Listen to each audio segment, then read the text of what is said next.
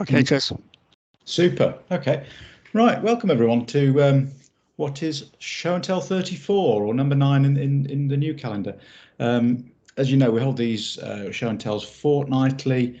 I'm standing a little bit because Pete's not too well, although he's driving the slides for us today. So I'm standing in and doing his bit for him. Could we go to the next one, Pete, please? So those of you that have attended these before will know that the vision, what we're trying to achieve with developing this website, is that we'll give residents more free time by making everything they do with the council faster and easier. So that underpins everything that we're doing. And you'll see, and I think it'll start to come out now and in future Show and Tells, that we've got a much greater focus on content than we perhaps had in the earlier stages of the web development. So you'll see more of the work we're doing behind the scenes on that. And next slide, Pete. So the way we work, we have a user-centered approach, which essentially means that everything that we do is focused on user needs. So a big part of pretty much everything that we're working on at the moment, you'll see more of this later on today, but essentially it's around understanding what users require and producing our content and our services to make it as easy as possible for them, so that we deliver that vision that I was talking about a moment ago. Next one, Pete. So we start, the way that we do this is we're not trying to lift and shift everything that currently exists on the old sites. There are 4,500 pages of content across the old legacy sites, and lifting and shifting that, all it will do is create a chaos on a new website. So this is a really one-off opportunity to write our content afresh, focusing on the needs I was just talking about. And the way that we do that is we focus on something called a minimum viable product, which is really the smallest amount of content, the smallest amount of information we can provide that still enables a user to achieve what they set out to do. And we work in an iterative way. We can develop this MVP product, and then over time we can iterate, we can add more functionality and come back to it. We don't try and create everything in the first attempt. Next slide, Pete. So who does what? There's a new discipline that's crept into our vocabulary over the last few months. We talk about content design and content designers, and it's not something that we've traditionally had in Buckinghamshire Council, and indeed it's still relatively new in the public sector generally. The main focus of content design is really to make real what I was saying a minute ago. It's about working with, we have content designers and we have UX designers, user experience designers, and the UX designers really help us understand how to lay content out. They help us with the user research to focus down on what we're trying to deliver, and the content designers, the people that write the content in a very concise style. You'll have seen the GovUK writing style, very much in those lines. Quite a challenging discipline. It's not as straightforward as it perhaps sounds, but they're critical to what we're delivering. Next one, Pete. And then on the other side of the fence, so we have content designers working in the digital team, working with Pete and myself. But in the service areas, we have product owners. So the product owner are the people that really are the single point of content within that, a single point of contact within that service area. They don't necessarily have to be subject experts in their own right, but they're people that have got enough authority to be able to corral the subject matter experts, and they've got the authority to sign off content as we produce it. One of the challenges with this, as I say, that on the old sites there are 4,500 pages. We've got a limited time frame in which we need to migrate this content, which means that we've really got to get on and time box things, so we don't have a lot of time for toing and froing. And one of the benefits of working with a product owner is that they take responsibility for the working with the service team and corralling the service team, and allow us to do our bit in a timely way. Next one, Pete. Next slide, Pete, please. Oh, is Pete frozen? Are you not seeing it, Jez? No, it's not. My screen hasn't updated. I don't know if anyone else has. So I don't know if anybody else can see. Yes, I can see the content design process slide. Okay. Just me. That's okay. So the process that we run through is kind of a sequential step. We don't necessarily slavishly follow through each of these 15 stages, but it gives you an indication. There is a process, and along the way, we work with the service teams. We work with external users to do testing. We iterate and we come back and we'll kind of improve things as we go along. Next slide, Pete. Yep. So what have we done in the last couple of weeks? So we'll tell a little bit more in a moment. I won't say too much about the prototype updates, which is really about content that we're working on. The new content preparation server, David will talk about in a minute. The user panel recruitment I'll come back to, and our work on client transport, Tom will talk us through shortly. But the other things we've been working on as well that are coming along. We've been talking a long time about long form content. So this is content rather than just bite-sized pages. These are longer pieces of content, things like policies, reports, those sorts of things, which we can't deliver really through PDF. They need to be in an accessible format, and PDF, most PDF documents, certainly historically that we've used, have not been accessible. So we've got new content types that allow us to publish longer content, and we have some Word templates that help people write that in the first place, write the content, so that we can then import those documents in. We've got some ongoing changes to the what we call the information architecture, or the structure of the site. So we've been doing some user research earlier in the year to understand how people navigate the site and where things perhaps aren't as intuitive as we'd like them to be. So we will be starting to move some of the content around into different sections shortly. And then we've got information architecture and user journeys for one of the licensing applications in the roads and highways section, and the long-awaited campaign template, which is waiting in the wings to be launched, which gives us a more of a marketing type content type, which is more kind of presentational for specific one-off campaigns. But more of that to come in future. So I think if we can move to the next slide, Pete. So we're going to move on to prototype updates, and I think that's now over to Eva and Caroline. Thanks very much, Jez. Next slide, please, Pete. So prototyping, we've been putting together some prototypes for user testing, so that we can ask members of the public to have a look at the pages that we put together and to see if they make sense and if they flow well and if they can use it easily. This gives us a lot of really, really good information that we can then feed back into the prototype itself to ensure that the page, when we do eventually publish it, is as user-focused, user-friendly, simple and straightforward as possible. The prototypes also go to the various members of the services teams within planning and building, so that they can review it and make sure that it's factually accurate, that we haven't missed anything, and that they too are happy with what it is that we've put together. So we put a number of journeys into prototype stage. You can see two of them on the screen there. So we've done check if you can work on a tree, demolish a building, and building your own home. We've done a few others, but these are the ones that we just wanted to show to you today, just to give you an idea of the type of pages that we're putting together. Next slide, please, Pete. So what we're essentially trying to do, as you've probably heard us talk about on a number of different occasions, is to harmonize all of the information that's on the various separate legacy sites. We want to bring it all together so that users, when they log on to Buckinghamshire's website, they're going for a seamless journey. Regardless of where they live in the county, they can get the information that they need, they can undertake the transactions that they need to, they can find the information that they want as well, and that it's seamless. So they won't be aware of the fact that they're working or looking at data that refers to a different area. We want them to feel as if it's all information that's available to them and anybody else that lives in the county. So we're going to continue to test with users. We need to get the feedback. It enables us to make things better. And we're going to be testing with users, some of whom are familiar with planning and building, and some of them who aren't. It gives us a really good way of looking at Is the information clear to people that have never done any kind of planning and building or followed any kind of planning and building journeys before?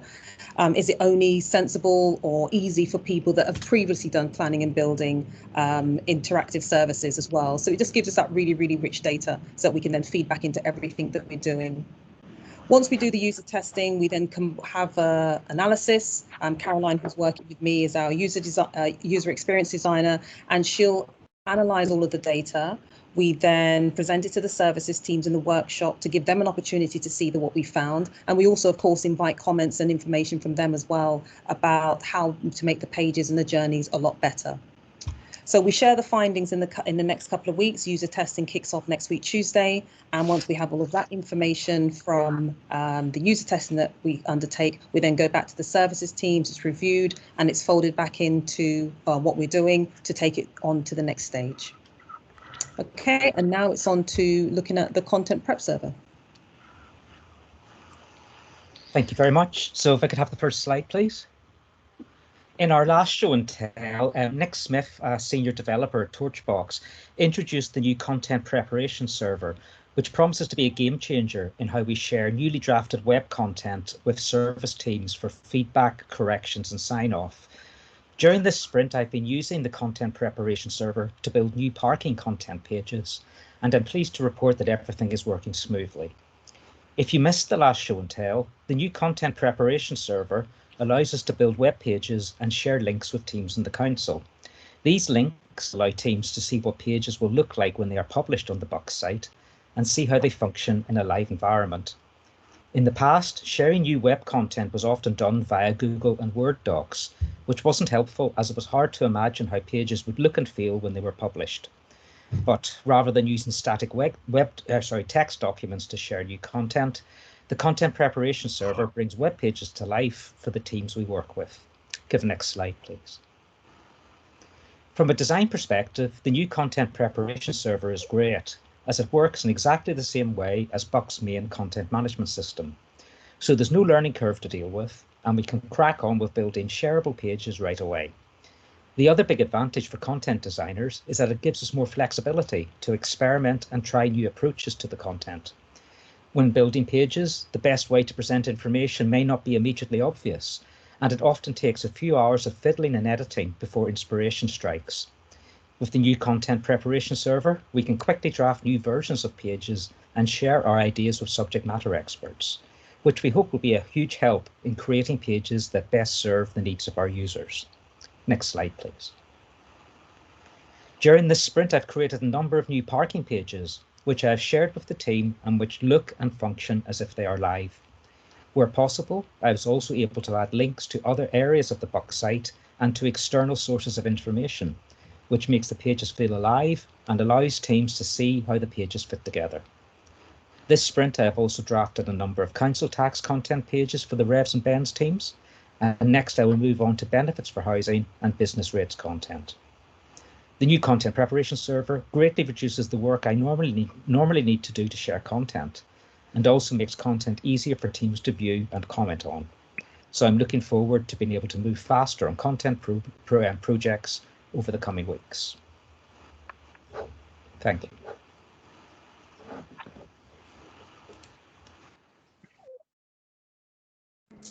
You're on mute, Jez. Thanks, Caroline. So yes, next slide, please, Pete. Yeah, rookie error. So one of the questions that came up in the last show and tell was how we go about recruiting people for user testing. So I thought it would be useful just to say a little bit about what we're doing, particularly as we're about to kick off a bit more of a recruitment campaign. So back in 2019, when we first started the web project, we set up a web user panel, and it was promoted quite extensively mainly on the homepage of the website. Actually, on the kind of alpha version of the site had a banner saying sign up to help us test the website. And over the last 18 months or so, we've built up a panel of about 600 or just over 600 volunteers who tell us a little bit about themselves, a little bit about what services they've used, what they if they have any specific special circumstances. For example, they're responsible for a child, or they need assistive technologies to help us kind of focus in a little bit on specific needs for testing. And we also give them an option to tell us what kinds of testing they'd like to be involved in, whether it's some of the short online click testing and things that are done relatively quickly, or whether they'd be willing to join us in one-to-one interviews.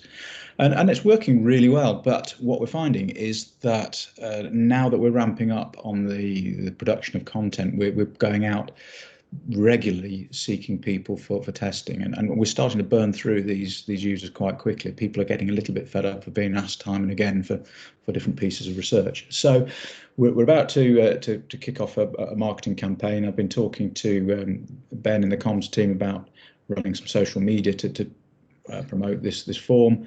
Hopefully we'll be able to reuse the web banner in between other communications priorities. At the moment, if you look, it's highlighting COVID jabs, which is obviously a higher priority than the web testing panel, but it's a useful filler.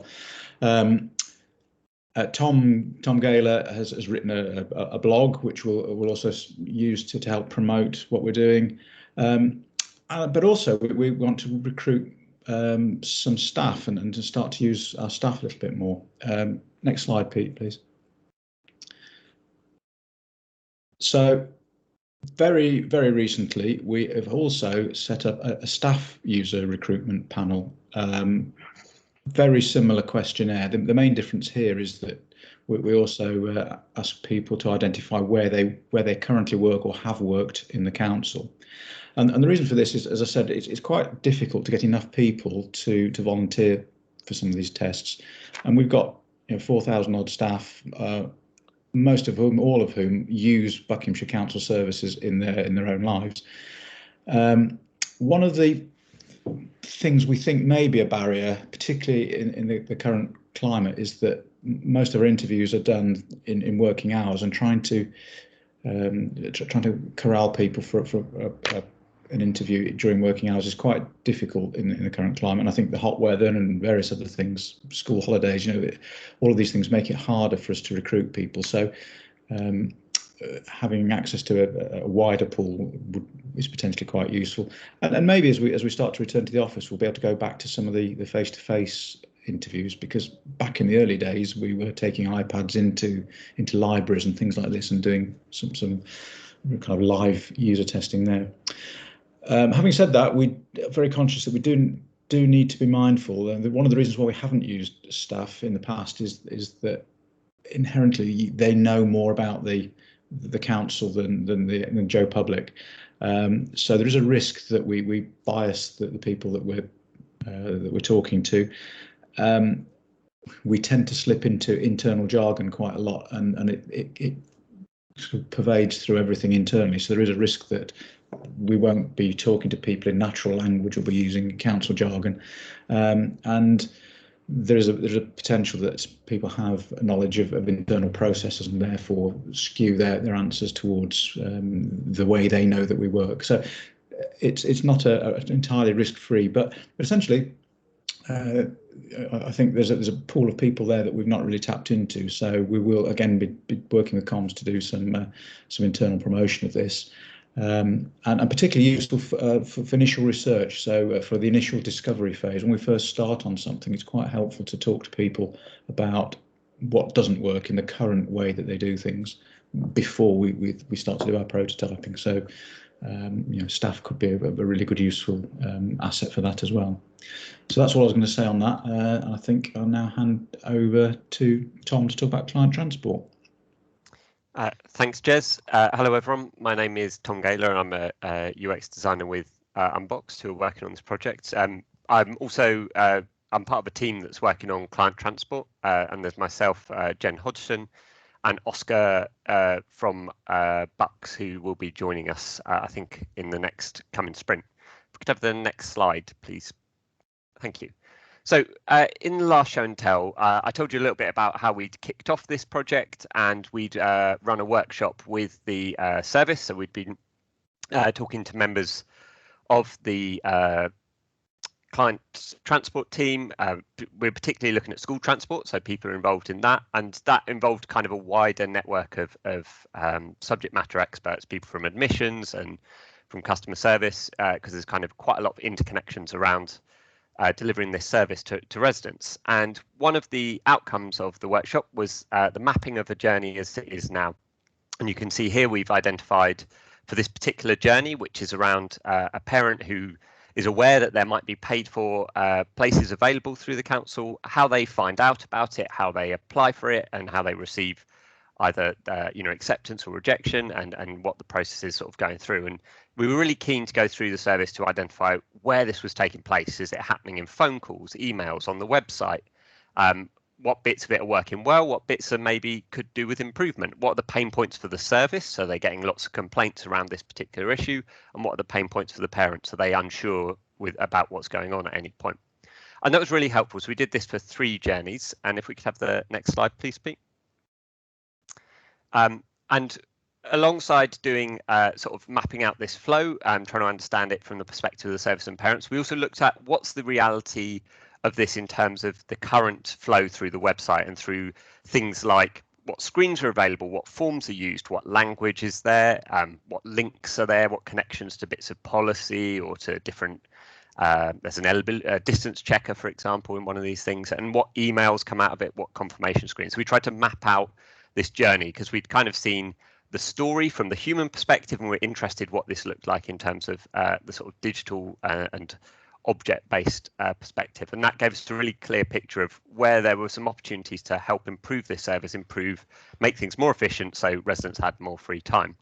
And if we go to the next slide, please.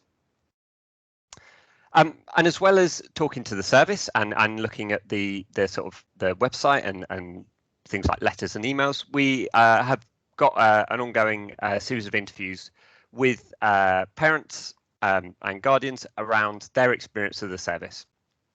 And so we were particularly keen to explore how they were using the service through the digital touch points, and that kind of sort of was the forms, the website, letters and emails. And this really helped. So we'd done our data analysis. So I talked a little bit about that in the last show and tell. We'd spoken to done stakeholder interviews with the service, and we knew there were some gaps in our knowledge, and these really helped us fill that in. And we've undertaken 3 so far, but we've got an ongoing program, and we've recruited for the next phase of user sort of testing and interviews going onwards. And these really help us keep it what we think we're doing to improve it grounded in sort of real evidence by speaking to those people who use the service. If we could have the next slide, please. So what's next? We've already started building new versions of the content and improving flows across the 3 journeys. So one's looking at paid for transport, one's looking at becoming eligible for free transport after the start of school. So it might be a change in circumstance, for example, and a third one around renewal.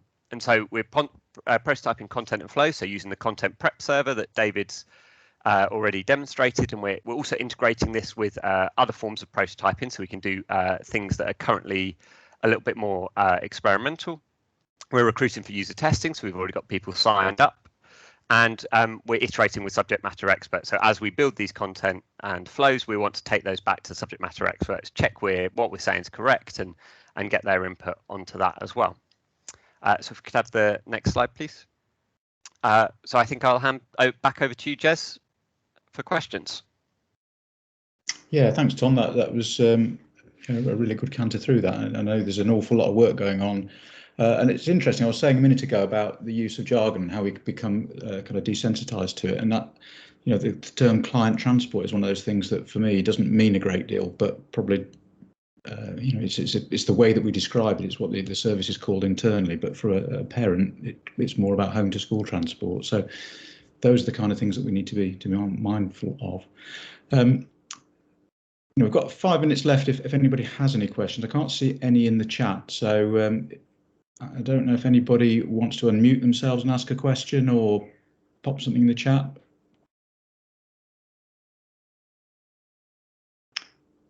With that, then, it sounds like everyone is fully versed on what we're doing, which is really good.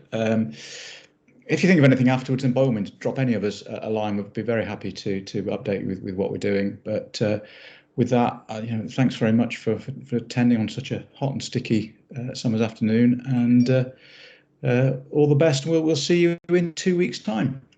Thanks.